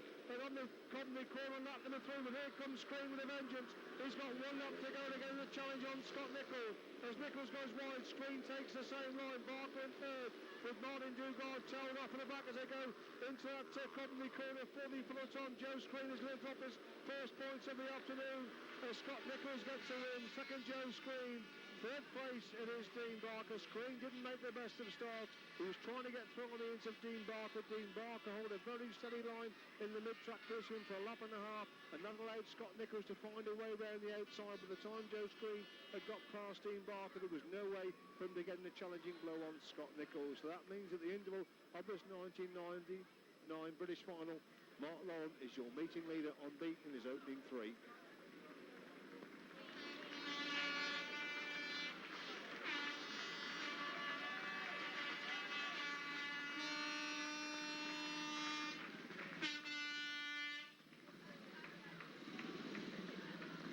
So the result of heat number 12 and a win in yellow-black for Scott Nichols. His winning time was 62.6 seconds. Second in blue was Joe Screen and third in white Dean Barker. Time once again 62.6 seconds.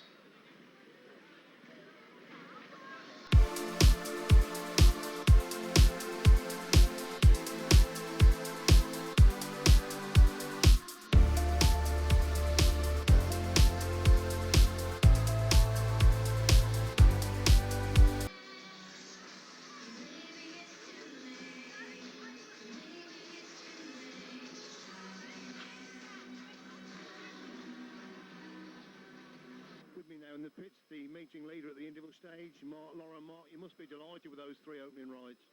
Yeah, so far so good. You know, I've got off to a good start, and you know, I've still got 2 hard races to go, and if I can keep it up, they're all right. That terrific race to Chris Louis, that was almost as good as 1997 again, wasn't it? Yeah, it was a good race. You know, it was right there or thereabouts, and swapping lines and running outside, inside. So yeah, I think it made good watching, and it's good for me because the effort paid off in the end. I think the track is probably suiting. There's plenty of dirt out there. It's a totally different track to what we normally have for a British final. Yeah, there is a bit of dirt, you know, but they haven't gone over the top. Just an acceptable amount, I think, is a fair thing to say, and they've done a good job. They haven't overwatered it, and it's holding up pretty well. Have you done anything different to the bikes or your own self? Because you've struggled somewhat on this new look Coventry track, but everything is just falling into place this afternoon. Yeah, it's me really, you know. I've just got a bit of a different outlook on the whole thing this year, and you know, I've realised I'm not getting any younger, and I better get my finger out if I want to start getting a few results. Really, that's basically what it's down to. And with Joe Screen dropping a point in that last race, just gives you a little bit of breathing space. Yeah, not really, because obviously I've got to go out and beat Joe, and then I've got Gate for it's difficult in my last race. So, you know, it's far from over yet. We've got a long way to go. Thanks, Sam Willis. Congratulations on 3 super rides so far. Cheers, thank you. Scott Nichols with me again. Scott, a very eventful afternoon, but so far so good after that last important race win. Yeah, things are going a little bit better now. A disappointing first ride, first turn full, but then my bike was just terrible in the restart. You know, sort of my head was a little bit spinning after that, so I didn't know what to do, so I went on my other bike. But things seem to be going a bit better at the minute. Like I said, I just hope things sort of stay going that way. It looked as if it was the bike when you lost that second place, because Stuart Robson just got too much speed for coming off the straight, hadn't he? Yeah, I was just spinning like crazy, you know. I couldn't sort of get any traction, but at the same time, when you're like that, you never know where to ride, never know to ride tight or ride wide, or you know. And he just got me, you know. He sort of was obviously, you know, riding a good ride, and I just couldn't hold him. Totally different track to what we get for normal British finals. Seems a lot more dirt out there today. I was thinking it was the other way at the beginning. Seems to be a bit at the minute, but usually there's a bit down here. Today it seems to be the dirt seems to be working a bit more, but usually there's a lot more dirt at the beginning of the meeting. But like I said, my first ride was a nightmare, so the track could have been good, and I just didn't know it. Obviously at the moment, very much with a chance of a rostrum place, but on the 7-point mark at the moment. Yeah, I never looked to. I just go out and, you know, do my best. It'd be lovely, you know, to have a rostrum spot. Be brilliant for me, but who knows, you know. I just go out there and give 100% in my next 2, and hope that happens at the end of the day. Thanks, Sam. We're with us.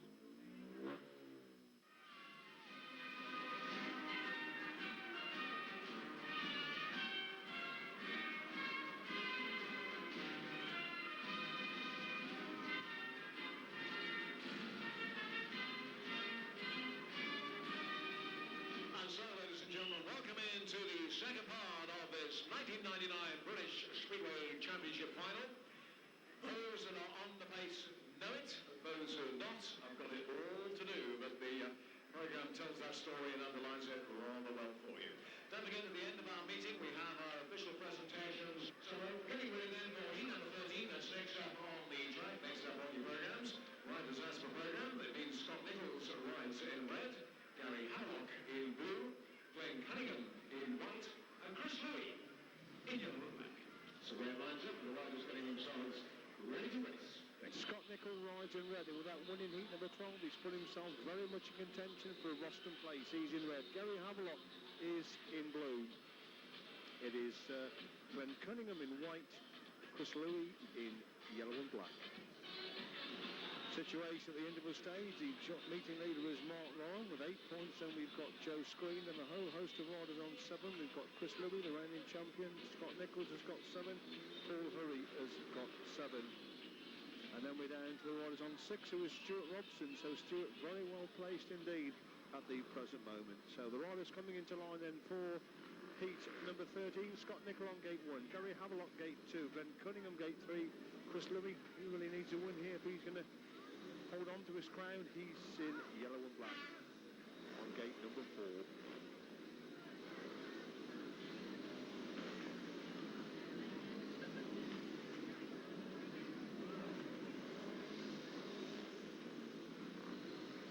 So Nichols, Havelock, Cunningham and Louis.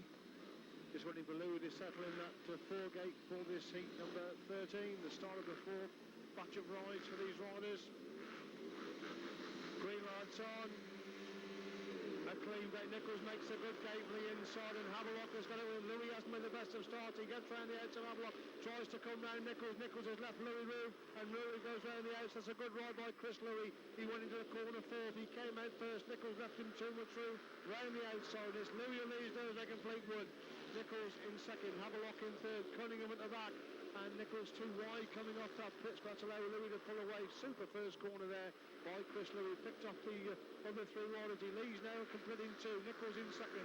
Havelock in 3rd. Cunningham at the back and struggling again this afternoon. This is 2nd British final as the 3 leaders get in that back straight on lap 3. Equally spread out the first 3. Louis then from Nichols.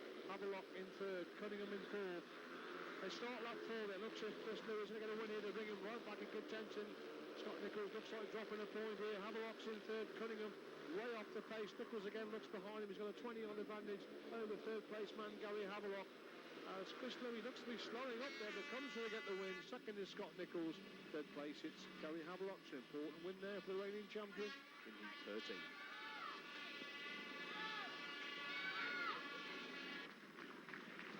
So the result of heat number 13 and a win in yellow-black for Chris Louis. His winning time was 62.8 seconds. 2nd in red was Scott Nichols, and 3rd in blue, Gary Havelock. Time once again, 62.8 seconds.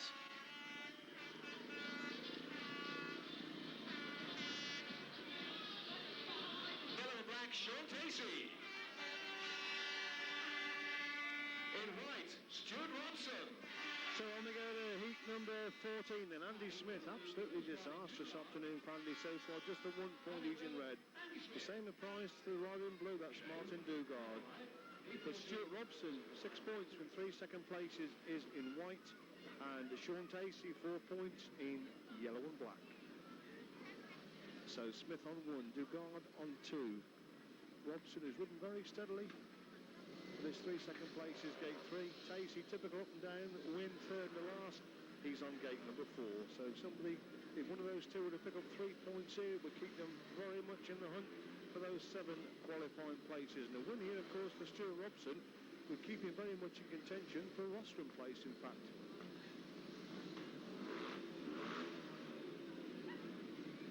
They all settle in for 14. Smith, Dugard, Robson, Tacey, just waiting for Dugard moving back into line in that number 2 gating position. He's now ready, all 4 ready for heat 14. Green lights on. Green shoulder, clean break, and Robson made a good start to figure. Dugard gives him a good shoulder. Smith goes barnstorming through on the inside. Robson cleverly cuts it back to the inside and goes from fourth to first. That was a superb first corner there by Stuart Robson. Got shoved out by Andy Smith. He cut back for the inside and went through from fourth to third. As Robson shows them the Dugard. Smith in third. Takes in the back as they make their way in their backs for lap number 2. Superb ride that was by Stuart Robson on that first corner.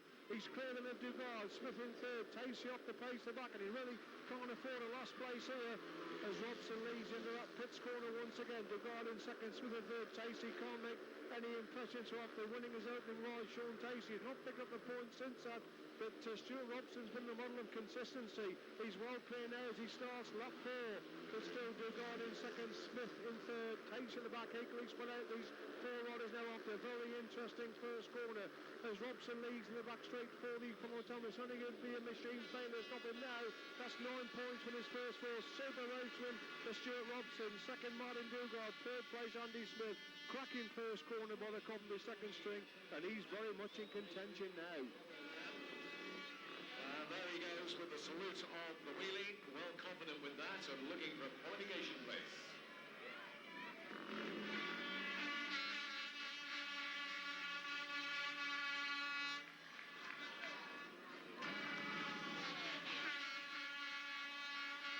So the result of heat number 14 and a winning white for Stuart Robson. His winning time was 62.9 seconds. Second in blue was Martin Dugard, and third in red, Andy Smith. Time once again 62.9 seconds.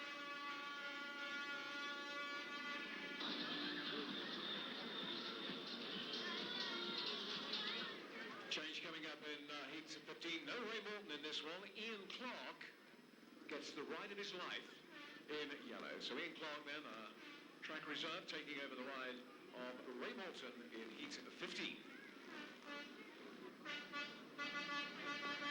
So coming out then for heat number 15, Dave Norris rides in red. It's Carl Stoner in blue. Dean Barker in white and replacing Ray Morton. In fact, is withdrawn from the meeting. Track reserve Ian Clark comes out in yellow and black. Carl Stoner has got 4 points.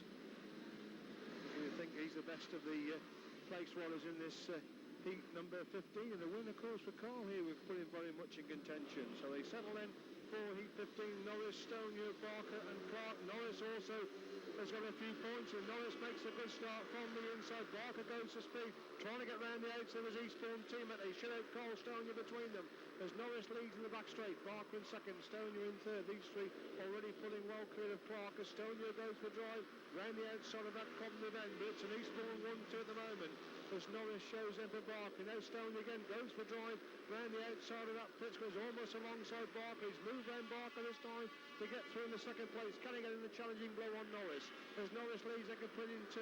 Stoner in second, Barker in third. Clark tailed off at the back as Stoner again goes to split, and Norris's bike has gone.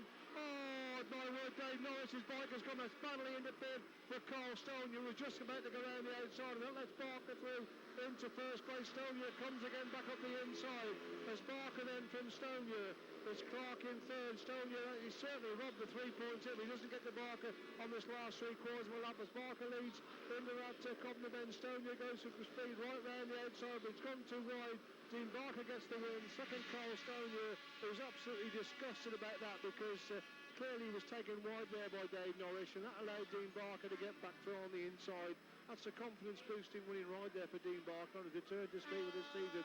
Carl Stoner dejected about that, and that could be very costly, dropping an extra point. Dave Norris gets a lift back to the pits on board teammate Dean Barker. Ian Clark gets a gift third place point.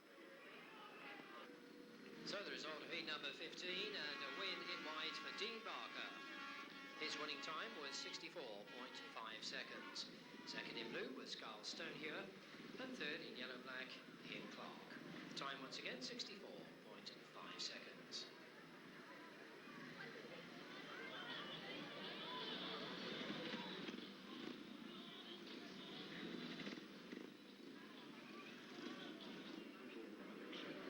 So on we go then to race 16. Paul Hurry still very much in contention of that nasty fall, but came back and picked up the points. He's on the 7-point mark. He is in red. We've got Mark Loram unbeaten in blue. Joe Screen just dropped the 1 point, is in white. Sean Wilson in yellow and black. So something's got to give in this heat number 16. If Loram were to win this one, I think he'd be well on his way to becoming British champion in 1999. The gate could be so crucial, but having said that, Loram has been doing it from the back all afternoon. This afternoon, looking at Loram's last ride, he really should take care of that one from gate 4 in heat number 19. So if anybody's going to stop Loram, it's going to be in this heat number 16. So hurry, you can't count him out of this one. He's on 1, Loram on 2, Screen on 3, Wilson on gate number 4. Just waiting for Loram to move into that number 2 gate for this heat number 16. All 4 ready for 16, green lights on.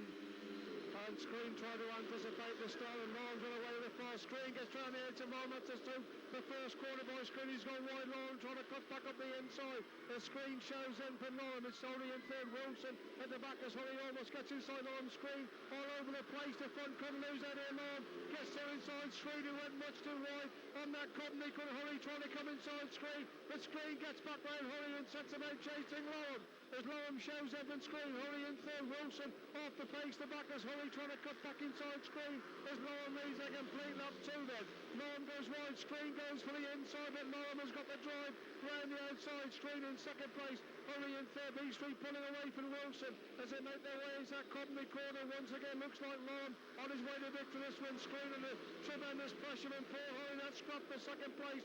Loram goes up with the boards, gets the grip, gets the drive. Screen's pulling farther and farther away from Screen, who seems to have the measure of Paul Holly in that scrap for second and third. 12 and a trial for Mark Loram, who's surely on his way to British Championship success again now. Second Joe Screen, third place it's Paul Holly, and with a comparatively easy looking race 19, surely Mark Loram on his way to his second British title. So cracking race there, heat number 16 with the win in blue for Mark Loram. His winning time 62.6 seconds. Second in white was Joe Screen, and third in red, Paul Hurry. Time once again for that one, 62.6 seconds. So all riders now had their 4 rides, and we'll run down the individual score chart at the moment. Chris Louis has 10, Andy Smith 2, Carl Stoney has 6, Joe Screen 10, Ray Morgan failing to score, Mark Loram the lot 12 points so far, Scotty Nichols has 9, also Stuart Robson on 9, Paul Hurry is on 8, Dean Barker 6, Sean Tacey 4, as is Gary Havelock also on 4, Martin Dugard is on 3, Glenn Cunningham on 2, Sean Wilson and Dave Norris both on 5 points. So they go on then to heat 17, the final batch of races. Chris Louis needs a win here. He's on the 10-point mark, equal with Joe Screen, equal second at the moment, both on 10. He's in red. Stuart Robson just a point behind with a very satisfactory 9 points as opening 4. He is in blue. Sean Wilson needs a point for qualification. He is in white. Dean Barker, point ahead of Sean Wilson. He's in yellow and black.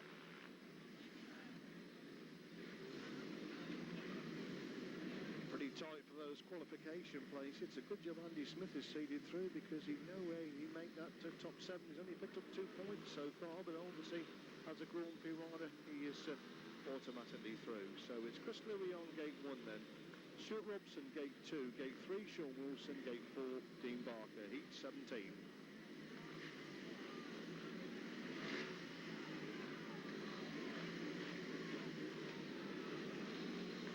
Settle in for 17, green lights on.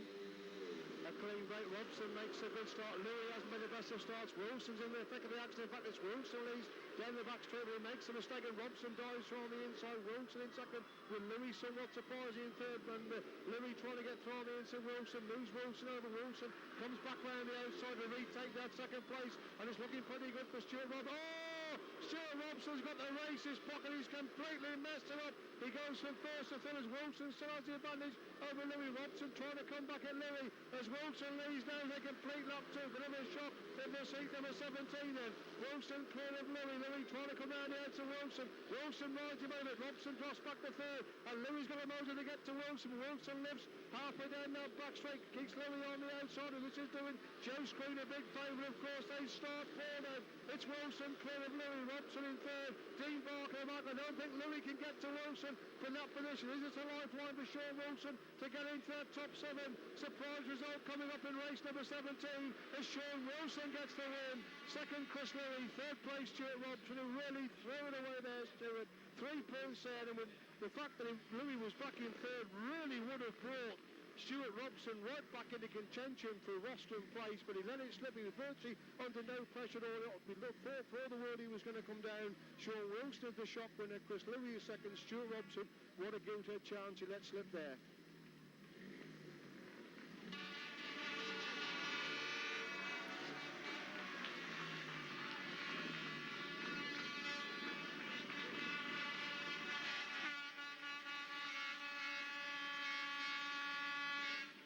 So the result of heat number 17, and a winning white for Sean Wilson. His winning time was 63.4 seconds. Second in red was Chris Louis, and third in blue, Stuart Robson.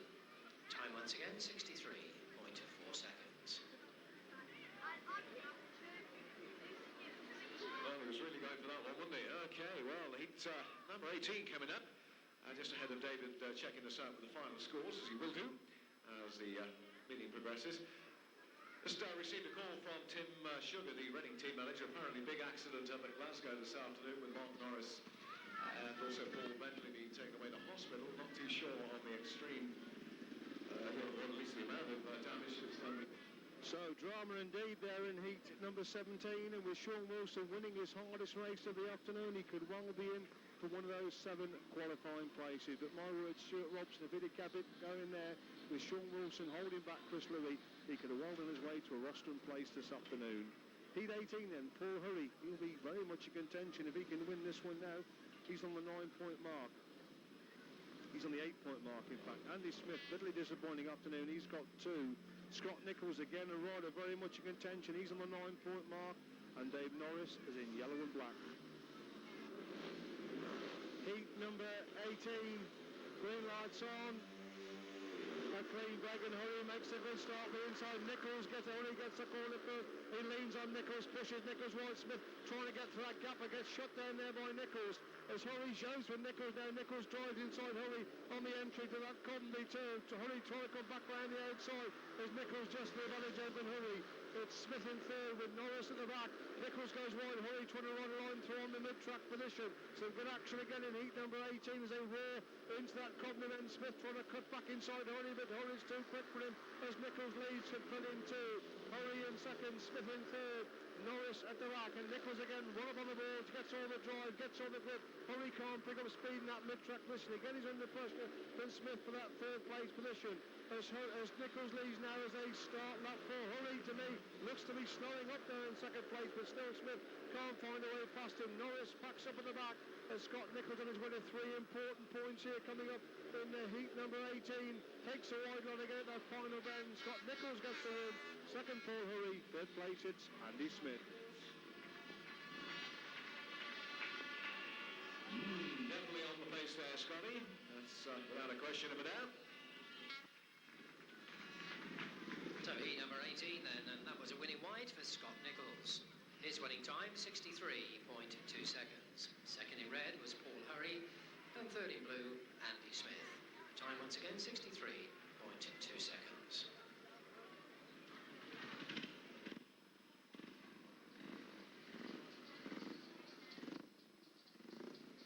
Competition hotting up there with the final 2 heats to go of this British final.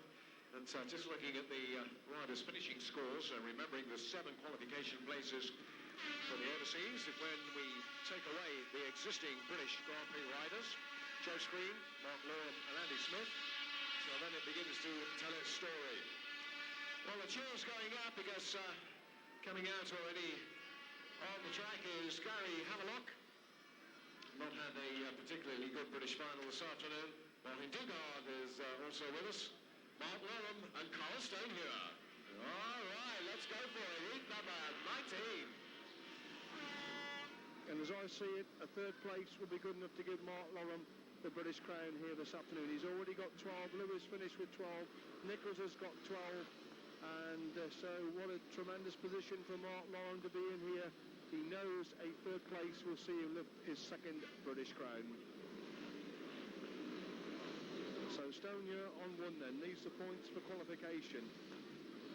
It's Havelock on 2, Dugard 3, Loram, Gate number 4, looking to become British champion. Only disaster can stop him in heat number 19. Green lights on. A clean break, and Loram's made a good game before. He's a bit slow going into that first corner. Dugard leads in that corner. Loram works his way for the second. Now he drops back to third. In fact, as a rider in blue going, Havelock goes on the inside, and they're roughing up Mark Loram into him. Loram almost drops to last there as Carl Stonia almost caught inside Loram. And it's Havelock who shows for Dugard. These two really battling it out there. They're desperate for points, particularly in the case of Havelock. Loram gets Stonia into Dugard to move through in the second place. Now he goes one, and Dugard cuts back inside him. It's this Havelock who shows in for Loram. Dugard in third, Stonia getting towed off the back, and now Loram having to go, and his poor teammate Gabriel Havelock trying to get through on the inside, or really settle for a safe second place. He also knows that Havelock needs points to get into that top 7. As Havelock shows in for Loram, it's Dugard in third, Stonia at the back as they make their way into that pit. I think Loram has settled for a safe second place. He's looked left, he's looked right, he knows he's got no danger. He knows that Havelock needs the points as well. Dugard comes late, but Loram gets a safe second as Havelock gets a win. Will not be enough points for him. Second, Mark Loram, who was British champion in 1999. Third place, Martin Dugard. It looked for a moment as if things could go all wrong there for Mark Loram, because he knew a third place was good enough. For a long time, he was only in third place, with Carl Stonia up his exhaust pipe. I think once he got past Dugard with a swift move on that third lap, he realised second place was enough. He knew he hadn't got too much danger. He knew that Havelock, his teammate, had pulled into the points, and I think Mark Loram settled for a safe second place. He's desperate to get back in the Grand Prix, and he's put in a tremendous performance to become British champion here at Coventry this afternoon. So, heat number 19 then, and the winner in blue, Gary Havelock. His winning time, 62.8 seconds. Second in yellow-black was Mark Loram. And third in white, Martin Dugard. Time once again, 62.8 seconds.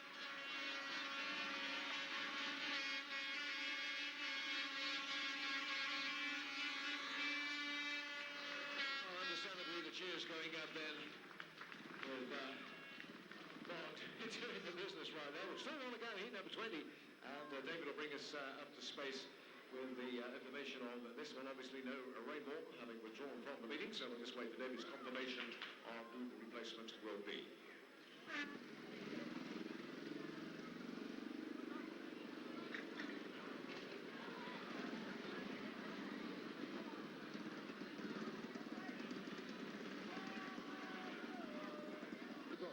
Ian Clark in red, David Hartley is in blue. Their report replacing Ray Morton and Brent Cunningham respectively.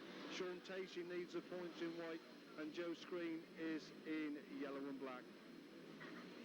A win here for Joe Screen would see him go through into second place in this British final, I think for the 5th time. Settling then for heat 20, a clean break, and it's the rider in white. It was Sean Tacey making a superb start. Takes the Joe Screen really wide up on that first corner. Left Screen absolutely nothing round the outside there as Tacey shows from Screen. It's Clark in third with Hartley in the back as Tacey leads, and Screen over him in his sights and wheels inside Tacey going into that pit square. Leaves Tacey nothing. Tacey in fact has gone with a sick bike up on that last corner, so disaster there for Sean Tacey. In second place may Walton and get one of those qualification places. British Joe Screen, the race in his mercy now in race number 20. There's still Clark in second, Hartley in third place, so for the 5th time in his career, Joe Screen is going to be runner-up in this night in the British final. It's still Clark in second, Hartley in third. Sean Tacey pulls onto the centre green with a sick bike. It started so promisingly there for Sean Tacey, but it's all gone wrong in his last heats as Joe Screen virtually coasting right in the front there. It's still Clark in second, Hartley in third, so a cruise for the English Grand Prix rider as Joe Screen comes to get the 3 points, which will yet again see him finish in second place in the British final. Joe Screen gets the win. Second is Ian Clark, and in third place it's John Hartley. So of course it now means we have a run-off for third place between Chris Louis and Scott Nichols, former teammates at Ipswich. All right. Yes, so the result of heat number 20. Joe Screen winning that one in yellow-black, and I think that reflects the time, 67.1 seconds. Second in red was Ian Clark, and third in blue, David Hartley. Time once again, 67.1 seconds. Just a reminder, of course, we're now working out the final scorings. There's 7 of the riders from this afternoon's event do go forward to the next round at King's Lynn. And also, of course, that excludes the 3 Grand Prix riders. But we'll run through all that in a moment. But there will definitely be a run-off for third.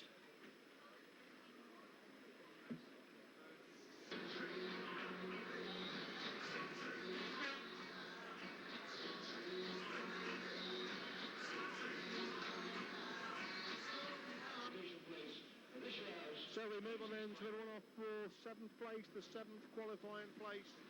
And it's Dean Barker and Cole Stonia, the Workington fans, are absolutely on their feet.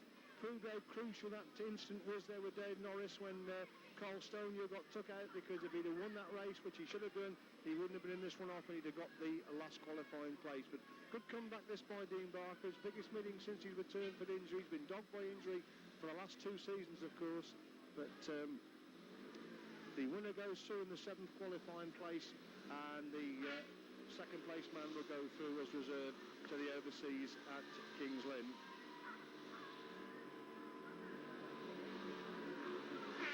Nice to see some of the Premier League riders have gone through. Sean Wilson's gone through quite capably despite an exclusion in his second ride, that last race win, which of course robbed Chris Louis of a possible chance of run off at the Crown. That put him through to one of those 7 qualifying places. So they settle then for this run-off. Stonia makes a drop, that could be crucial. Stonia gets round the outside of that first corner. Stonia shows in from Dean Barker in second place. Just made a drop there. Cole Stonia working the fans in the stand, delighted that huge continued to come down, but Dean Barker is making him work with. Barker slides through on the inside, but Stonia has got the drive round the outside. As Stonia goes well again, Barker again looking for the inside, but it is Stonia who leads then that back straight and slowly but surely increases lead over Dean Barker. Take going wide, getting the drive, getting the grip as Cole Stonia. Still Barker in second place as they make their way down the back straight once again. It's Stonia pulling well away from Dean Barker in second place into that Coventry corner on lap number 3. So 1.25 laps to go for Cole Stonia to get through to the overseas final. That will mean 2 Premier League riders have gone through from this British final. Out of the 6 that came through, 2 have gone through. In fact, of course, Stuart Robson has gone through as well. So all credit there to the Premier League. Cole Stonia salutes to Workington fans. He wins this one off for the last qualifying place. Dean Barker second in his reserve for the overseas final. So all credit to the Premier League riders. 3 of them have gone through. To grab the final. Yeah, Stuart Robson, of course, is an elite league rider, but of course he did ride in the semi-finals and had to qualify. So in actual fact, it's 2 Premier League riders have gone through, and also one of the qualifiers has gone through, because Stuart, being at reserve at Coventry at the time, had to go down and ride in the semi-finals, and he too has found his way through to the overseas final. So Chris Louis and Scott Nichols come out for this one off for 3rd place in the 1999 British final. Of course, Scott for so long in the shadow of Chris Louis at Ipswich, very often rode at number 2 when Chris rode at number 1. And Chris Louis has won the toss and has chosen, not surprisingly, the outside gate. So it's Scott Nicholl on the inside in white, Chris Louis on the outside in red. Joe Screen, for the 5th time, is the runner-up. They're desperately close together there on Nichols and Louis. Virtually no room for a starting march and they go through. Ripley lets them get away with it, and Louis just gets a drop. Nichols trying to squeeze through on the inside, but Louis had got the quicker line round the outside. Has already picked up 5-6 yards on Nichols. And Nichols knew how desperate it was to try and get some drive round the outside. He was right alongside Louis at the gate, and Louis goes wide. Nichols picked up some drive coming out of that top. Nichols only a couple of bikes with him there, but I think Louis has got that quicker line round the outside. Nichols goes for the inside. Louis lifts halfway down that back straight, but he's got 10-15 yards on Nichols. Now Nichols goes wide, but in turn Louis gone, and Nichols is almost down there. He's lost any chance of going Louis. He was trying so hard to get the drive round the outside. There was Scott Nichols, and he almost came to grief. He's got 30, 40 yards between these two now. As Louis leads coming off that Coventry bend on to start his last lap. He's well clear then of Scott Nichols in second place, so it's going to be Chris Louis to be third place in this British final in 1999. Scott Nichols coasting round in second place, will finish fourth overall as Louis hits the dirt again on that Coventry corner. Chris Louis gets the win. Second there is Scott Nichols, so it is Chris Louis who is runner-up in this 1999 British final. That is not runner-up, he's in third place.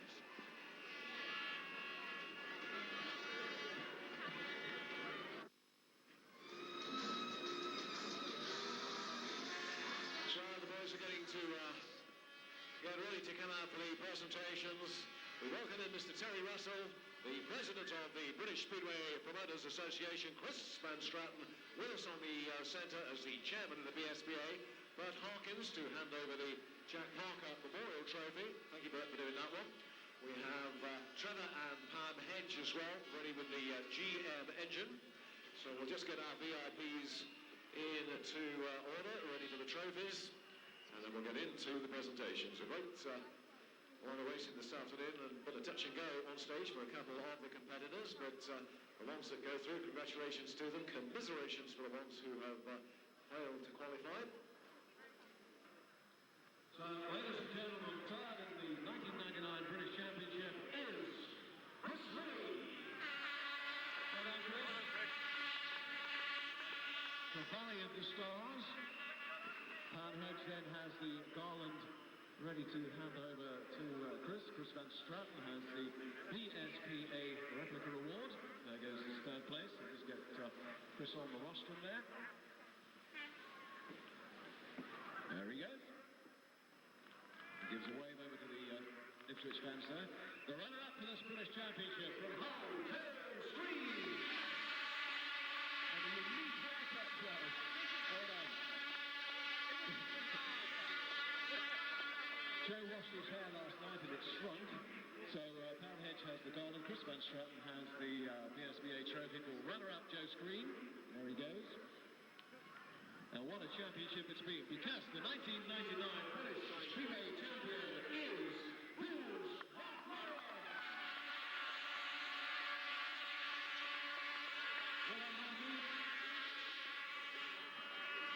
So Pam Hedge then has the garland award for champ, Mark Warren. There he goes. Chris Van Stratton has the BSBA award. Mark. Oh, good, no. Give him the trophies first, and I'll look at the picture for you. Bert Harkins, as I say, comes over here. Should have the engine in this, really. No, we're doing the engine. Do it in order. Okay, go on then. Yeah, right. Come on, Pam. Thanks for that. If we can get Bert to hand over the Jack Parker Memorial Trophy, which is always presented to the British champion, Mark. So the Jack Parker Memorial Shield then goes to British champion Mark Lauren. Thanks, Bert. Well done, Mark. All right, this way, please, Bert. Okay, mate. Lovely. Thank you. Right. Lovely.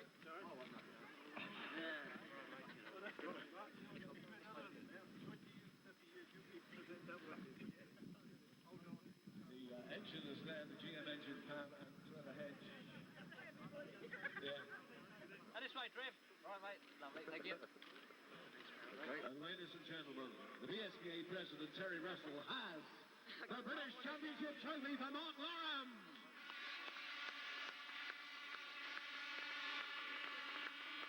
So thanks to our VIPs, thanks to Pam and Trevor for their continued support. Well done. Right, just while you were arranging, especially for the pool fans who've come up in their droves, what a day it's been. Yeah, it was a good day. It was a hard meeting, obviously. I just, the luck was with me, and I rode good and managed to come out winning. So, I wasn't, it could have gone the other way, but it was just my day. It was good. I think you and Chris put on a great race.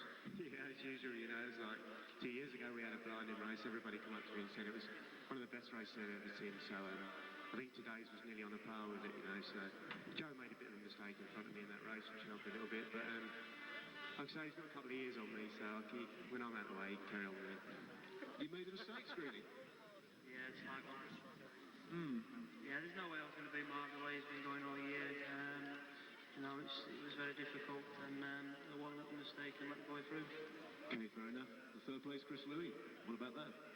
Yeah, you know, it was a tough meeting. I thought it would be, and I didn't quite make the right decisions in the very early part of the meeting, which didn't help. And then that sort of classic race with Mark, I keep coming out on the wrong end of them ones, Fair enough. Ladies and gentlemen, the third place, Chris Louis. The runner-up is Joe Screen. But the British champion, Mark Loram.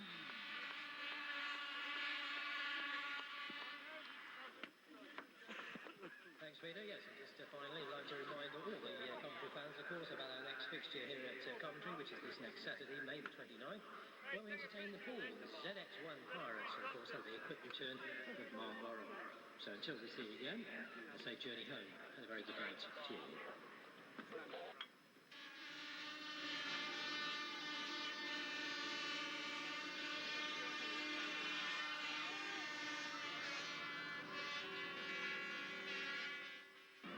Second place man, Joe Screen. Joe, for the 5th time runner-up the British Championship, you must be disappointed. Yeah, you get peed off. You know, I'd rather come sort of 4th or 5th than 2nd again, but, you know, I sort of tried. You know, I said, you know, everything was going good beforehand and I thought I'd be able to win it, and, you know, I made 2 big mistakes and it sort of cost me. The track looked pretty good today. It was an even spread of dirt and it made some unpredictable racing. Yeah, the track was better than normally sort of for the league meeting I've been here. You know, I had a good week last Saturday and, you know, I thought everything would go good, but, you know, as I say, I made 2 mistakes on an important meet and it cost me, but the track was good. One thing, engaging seems to be improving, which obviously is disappointing for the spectators and makes life a little bit easier for you. Yeah, it's getting down. We're trying to work on it, really. You know, Martin Hagen's been really good to me in Hagen Sharks, and it's sort of, you know, it's getting there. You know, I'm sort of more disappointed on their behalf than like my mechanics as well, than sort of myself, really. New look Joe Screen today. What's the idea behind that then, Joe? Well, I was losing it. I just don't want to have partleboard hair, so I might as well go the full Monty. Thanks, and with us, commiserations. Congratulations on 2nd place yet again. Third place man, Chris Louis. Chris, terrific race again with Mark Loram. Then that decisive last race when you dropped points to Sean Wilson proved crucial.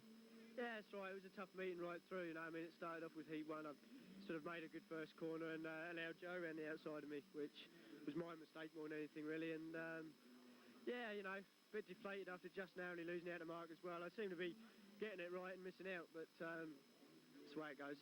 That race was very reminiscent of that terrific run-off back in 1997. It's very reminiscent of about 20, 25 other races I've had with Mark. You know, we get on very well, we trust each other, it enables us to race like that. Track was totally different today to a normal British final. There was a lot more dirt, evenly spread. It produced some unpredictable racing. Yeah, the track, certainly the best it's been, as far as I'm concerned, since they changed the shape of it, is the 2 British finals, to be honest. So, and it maintained the dirt a little bit better today, so yeah, it helped, I think, with it being a cloudy day. I mean, those hot British finals, they always go very, very slick, but yeah, I mean, you know, slick or grip it produced good racing today. Crucial start on the run-off, and Scott made a mistake on the 2nd lap, and then you were well away.